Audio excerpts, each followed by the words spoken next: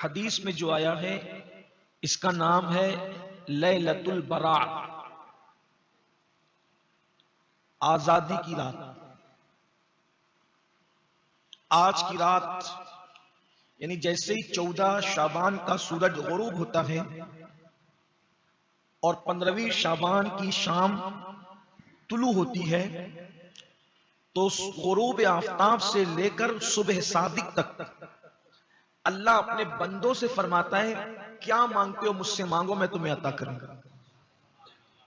और अल्लाह के रसूल सल्लल्लाहु अलैहि वसल्लम फरमाते हैं कि 15वीं शाबान को बनु कल्ब की बकरियों के बालों की तादाद के बराबर अल्लाह अपने बंदों की मगफिरत फरमाता है। ये बनु कल्ब अरब में कबीला था जिन्हें बकरियां पालने का बड़ा शौक था, और तमाम कबाइल में सबसे ज्यादा अगर किसी के पास बकरियां थी तो वो बनु कल्ब के पास थी।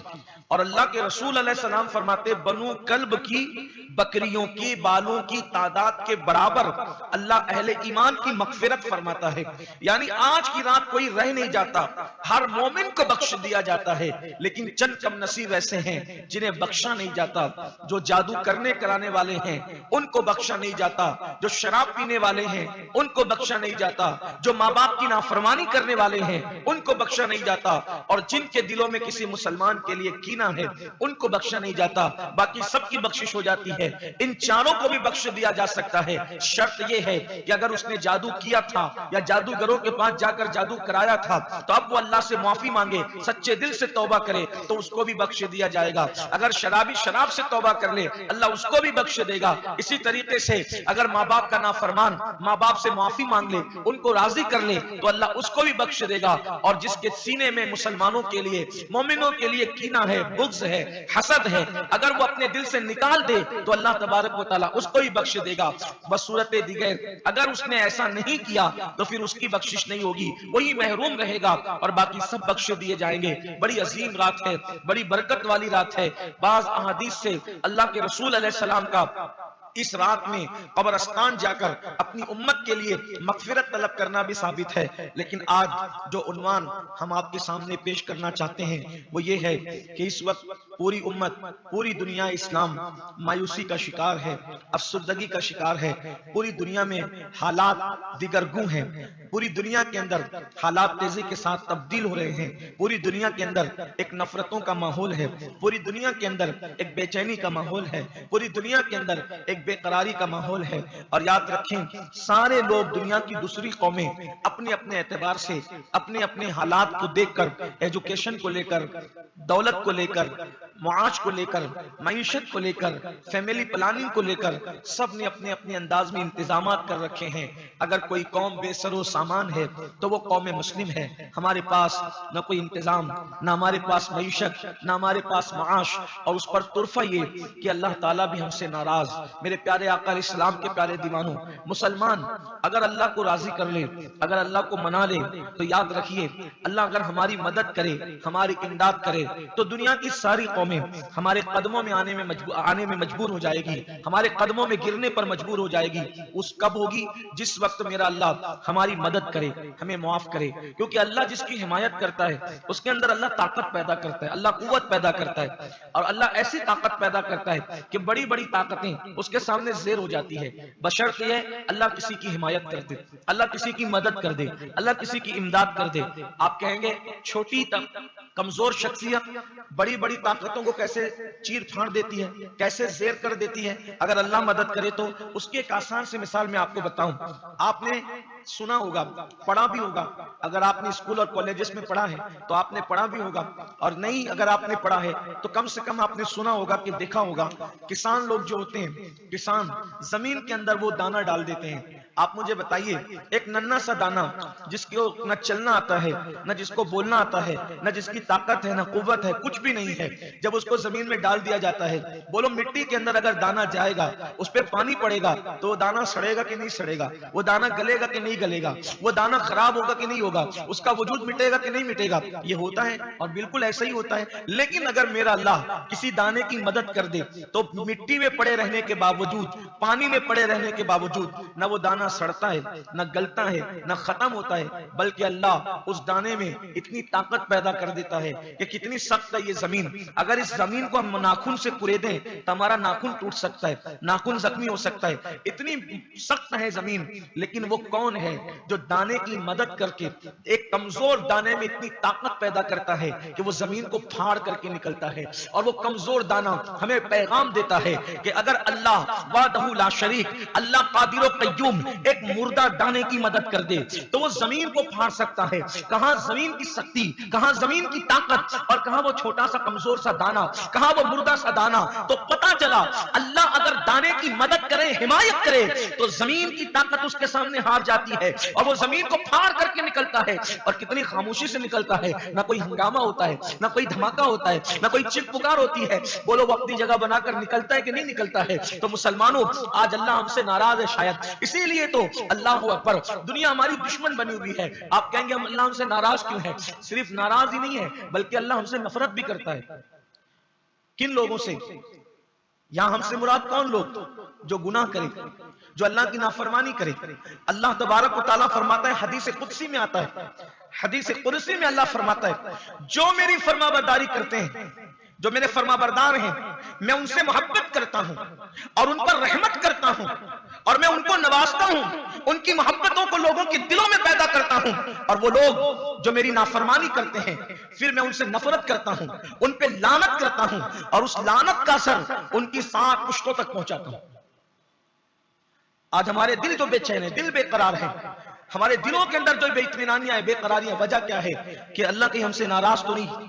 हमें सिनेमा हॉलों को लोग जा रहे हैं, शराब के अड्डों को लोग जा रहे हैं, गुनाहों के अड्डों को लोग जा रहे हैं, लेकिन टाइम नहीं है लोगों के पास तो अल्लाह के घर में आने को। क्यों?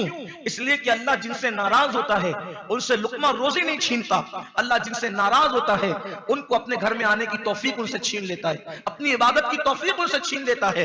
बोलिए, ये आज आपको बहुत बड़ा मजमा लगता है कि मस्जिद या रसूलुल्लाह की 3 मंजिलें भर चुके, लेकिन आपसे पूछता हूं, इतनी बड़ी तादाद पे आप खुश हैं, लेकिन क्या आज बेशुमार मुसलमान ऐसे नहीं कि इस मुबारक रात में सो रहे होंगे, इस मुबारक रात में घूम फिर रहे होंगे, इस मुबारक रात में टाइम पास कर रहे होंगे, अल्लाह की इबादत से दूर होंगे? वजह, अल्लाह उनसे नाराज है, अल्लाह उनको अपने घर में आने नहीं देता। इसलिए कि जिससे नाराज होता है उससे अल्लाह तबारक व तआला रोटी नहीं छीनता, लुकमा नहीं छीनता। जिससे नाराज होता है उससे इबादत की तौफीक छीन लेता है। तो अब अगर पता करना है कि अल्लाह हमसे राजी है कि नाराज है, अगर इबादत की तौफीक मिल रही है, समझ जाओ कि अल्लाह खुश है, और इबादत की तौफीक छीन ली गई है, समझ जाओ कि अल्लाह नाराज हो गया।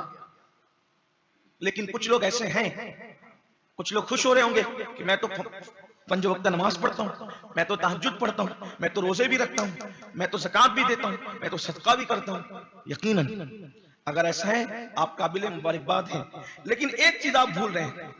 अगर कोई बंदा नमाजें पढ़े, कोई बंदा रोजे रखे, कोई बंदा हज भी करे, कोई बंदा ज़कात भी दे, रमजान शरीफ में उम्रा भी करे, सारे नेक अमल करे, और अगर वो तन्हाई के अंदर गुनाह करे, अकेले में गुनाह करे, जैसा कि आज कौन क्या करता है मुझे नहीं पता, लेकिन हर आदमी अपने आप को जानता है कि मैं क्या करता हूं।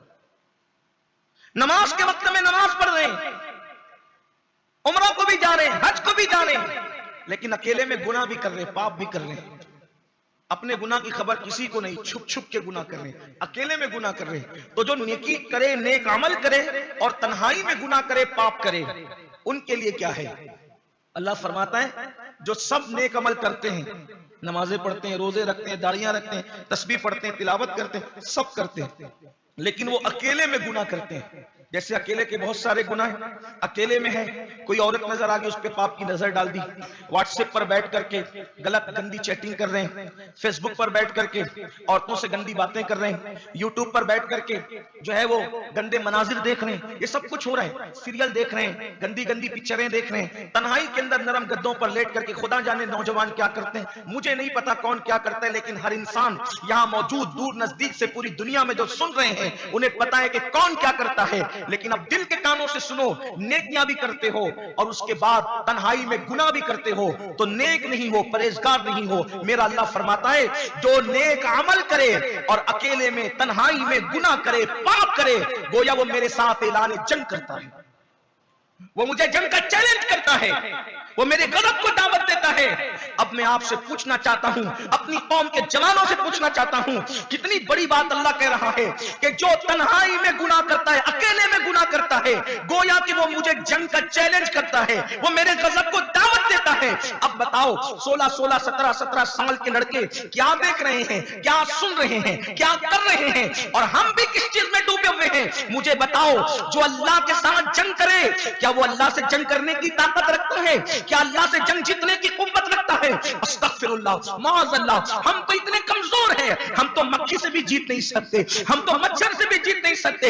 एक मक्खी अगर नाक पर बैठने पर आ जाए, इधर उड़ाए फिर आए, इधर से उड़ाए फिर आए, इधर से उड़ाए फिर आए, बोलो हम मक्खी हमें तंग करती है कि नहीं? अल्लाह की इतनी जलील और इतनी कमजोर सी मखलूक, हम उससे नहीं जीत सकते। मच्छरों के आगे हम हार जाते हैं, मच्छर काटने पर आए तो गुजा गुजा के थक जाते हैं। ऐ अकेले में गुनाह करने वालों, ऐ तन्हाई के अंदर गुनाह करने वालों, अपने बिस्तरों पे लेट करके अपने आप को पाप के कुएं में ढकेलने वालों, मेरा अल्लाह फरमा रहा है कि जो अकेले में गुनाह करते हैं वो मेरे साथ ऐलान जंग करते हैं, जंग का चैलेंज करते हैं। अब बताओ, अल्लाह उनको जलील नहीं करेगा तो क्या करेगा? अल्लाह उनको रुस्वा नहीं करेगा तो क्या करेगा? अल्लाह उनको तबाह नहीं करेगा तो क्या करेगा? अल्लाह अकबर। मेरे प्यारे आका अलैहिस्सलाम के प्यारे दीवानों, अकेले में छुप छुप कर गुनाह करने वालों पर तो शबे कद्र में भी अजाब होता है, रमजानुल मुबारक में अजाब उठा लिया जाता है, रमजान शरीफ में अजाब उठा लिया जाता है। लेकिन जो अकेले में गुनाह करते हैं, छुप छुप के गुनाह करते हैं, तन्हाई में गुनाह करते हैं, उन पर शबे कद्र में भी अजाब होता है। हजरत अब्दुल्ला मदीनी फरमाते हैं कि मैं एक मर्तबा कब्रिस्तान गया, शबे कद्र थी, शबे कद्र में कब्रिस्तान गया और मैं अपने बाप की कब्र पर बैठकर कुरान की तिलावत कर रहा था। कुरान की तिलावत में मैं मसरूफ था। मैंने देखा एक कब्र से रात को चिल्लाने की आवाज आई, चीखने की आवाज आई शबे कद्र में। मैंने सोचा ये आवाज कहां से आ रही है? मैंने तिलावत को रोक दिया और तिलावत को रोक करके मैं उस कब्र की तरफ चल पड़ा। तो मैंने देखा चीखने चिल्लाने की आवाज कब आ रही थी? शबे कद्र। शबे कद्र से बड़ी भी कोई रात है, नुज़ूल कुरान की रात से बढ़कर भी कोई रात है। अल्लाह अकबर। तो कहते हैं कि मैं बहुत अफसुर्दा गमगीन हुआ। मैंने चंद लोगों को जो कब्रिस्तान में थे उनको बुलाया, उन्होंने भी उस आवाज को सुना। तो मैंने पूछा किसकी कब्र है? वो कहा फुला इब्ने फुला की। अरे ये बंदा तो बड़ा नेक, बड़ा मुत्तकी, बड़ा परहेजगार, बहुत नेक था, बहुत मुत्तकी, बहुत परहेजगार, नमाजें भी पढ़ता था, रोजे भी रखता था और इतना कमसुखन था कि लोगों से जब बात करता था तो बहुत एहतियात से बात करता। मैं बहुत गमगीन हुआ, इतना नेक परहेजगार मुत्तकी इंसान और शबे कद्र में उस पे अज़ाब हो रहा है, शबे कद्र में वो अल्लाह के अज़ाब में गिरफ्तार है। मैं उन चंद मुसलमानों को लेकर उसकी बीवी के पास गया और मैंने पूछा, तुम्हें अल्लाह की कसम देकर कहते हैं ऐब मालूम करने के लिए, सिर्फ अपनी इबरत के लिए, ये बताओ कि वो तो बहुत नमाजी थे, परहेजगार थे, रोजेदार थे, मुत्तकी थे, बातें भी बहुत कम करते थे, बहुत मोहतात रहते थे, उन पर शबे कद्र में हमने अजाब देखा और अपनी आंख से देख कर आ रहे हैं। उसकी बीवी ने कहा, हाँ नेक तो बहुत थे, परहेजगार तो बहुत थे, लेकिन वो चुपके से खामोशी के साथ सूद का धंधा करते थे। लोगों को पता नहीं था, वो हराम माल चुपके से कमाते थे। ये अकेले कर तन्हाई का गुनाह आज उनको इस तरीके से ले डूबा कि वो शबे कद्र में भी अल्लाह के अजाब में गिरफ्तार है। एक और रिवायत सुन लें, एक बुजुर्ग फरमाते हैं कि एक मर्तबा मैं कब्रिस्तान गया। जब मैं कब्रिस्तान गया तो मैंने क्या देखा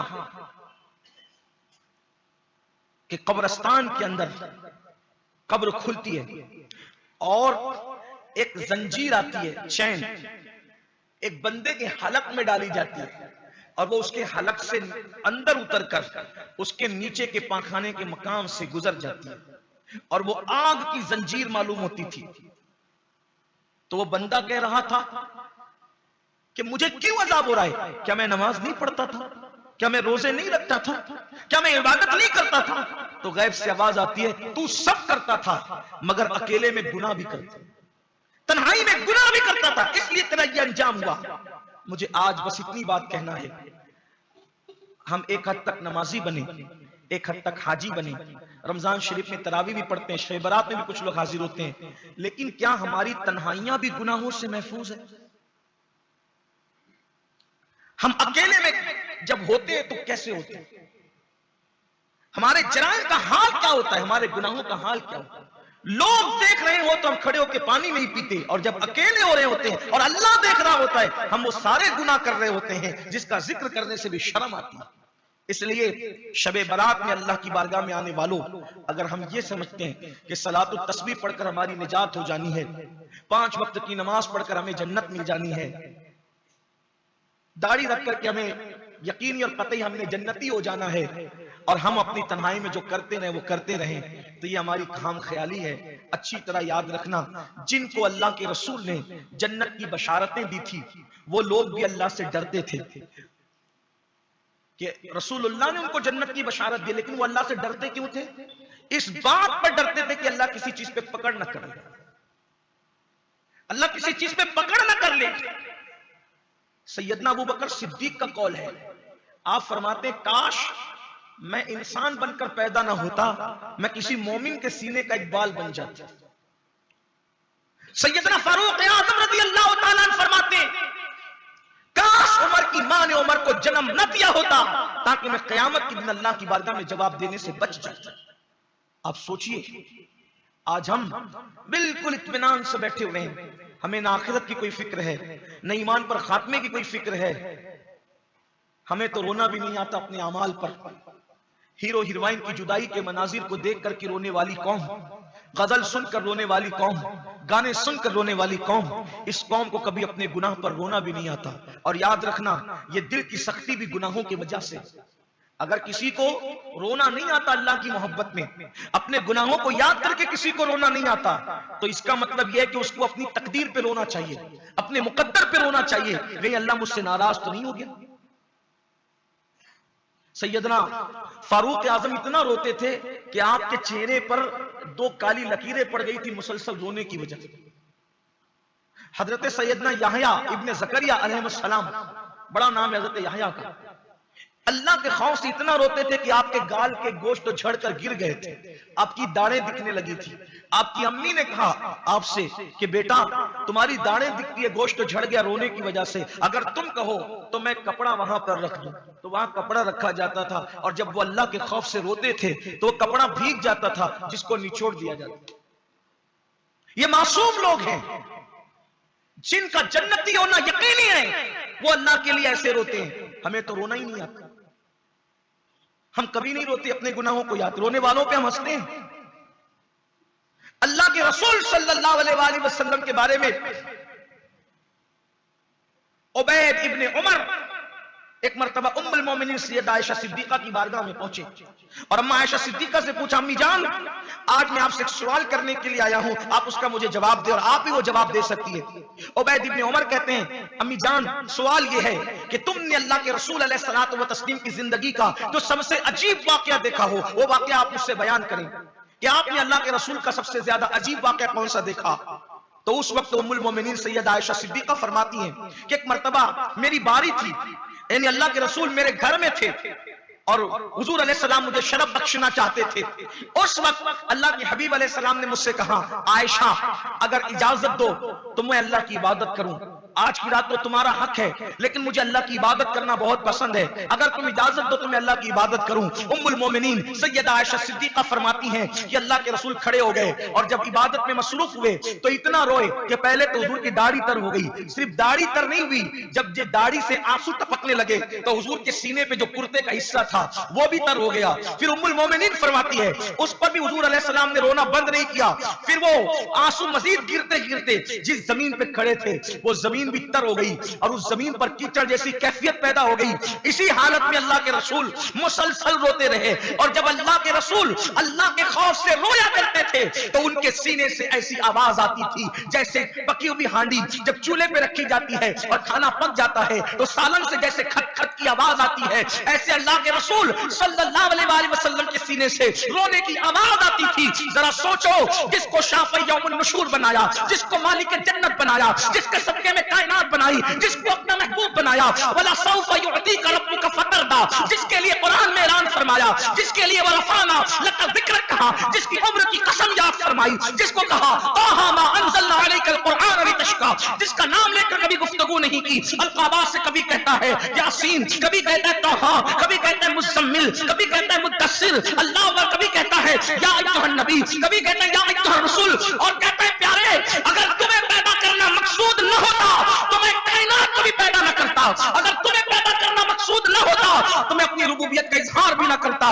इतनी मोहब्बत की, इतना प्यार किया कि आसमानों पर बुलाया, लामका पे अपना दीदार कराया, अपना आखिरी नबी बनाया, शफाअत का ताज उनके सर पे सजाया, खत्म नबूवत का ताज उनके सर पे सजाया, अपनी कुर्सी पर उनको बिठाने का वादा किया गया, उनको मकाम महमूद देने का वादा किया गया। उसके बावजूद भी वो रसूल जो सैयदुल मासूमीन है, वो रसूल जो तमाम कायनात की जान है, वो अल्लाह के खौफ से रो रहे हैं। और कितना रो रहे हैं, मेरे और आपकी तरह नहीं, बल्कि अल्लाह अकबर, कभी दाढ़ी तर होती है तो कभी कुर्ते के आगे का सीने का हिस्सा तर होता है, और कभी जमीन गीली हो जाती है। और उसके बाद बिलाल हबशी जब फज्र का वक्त होता है, अस्सलात अस्सलात अस्सलात अस्सलात का नारा देते हुए आते हैं, और हुजूर को ये कैफियत में देखते हैं, आंसुओं से दाढ़ी तर है, कपड़े तरे आंसुओं से, हत्ता के जमीन पर भी कीचड़ जैसी कैफियत है। तो उस वक्त बिलाल हबशी कहते हैं, या रसूल अल्लाह, अल्लाह ने तो आपके सबब से आपके अगलों को भी गुनाह माफ कर दिए और आपके पिछलों के भी गुनाह माफ कर दिए। या रसूल अल्लाह, आप क्यों इतना रोते हैं? मेरे आका फरमाते हैं, क्या मैं अल्लाह का शुक्रगुजार बंदा ना बनूं? क्या मैं अल्लाह का शुक्रगुजार बंदा ना बनूं? सैयदुल मासूमीन रो रहे हैं और गुनहगारों की आंखों में आंसू नहीं है। और गुनहगार किस पे रोते हैं? अल्लाह अकबर। गुनहगार रो रहे तो गाने सुनकर, गुनहगार रो रहे तो गजलें सुनकर, गुनहगार रो रहे तो हीरो हीरोइन के जुदाई के मनाजिर देखकर, गुनहगार रो रहे तो सीरियल में इमोशनल और जज्बाती मनाजिर देखकर। खुदा अपने हाल पे रहम करो। मेरे आका सल्लल्लाहु अलैहि वसल्लम के दीवानों, अल्लाह के रसूल सल्लल्लाहु अलैहि वसल्लम फरमाते हैं कि जो अकेले में तन्हाई में बैठकर अपने गुनाहों को याद करके रोता है,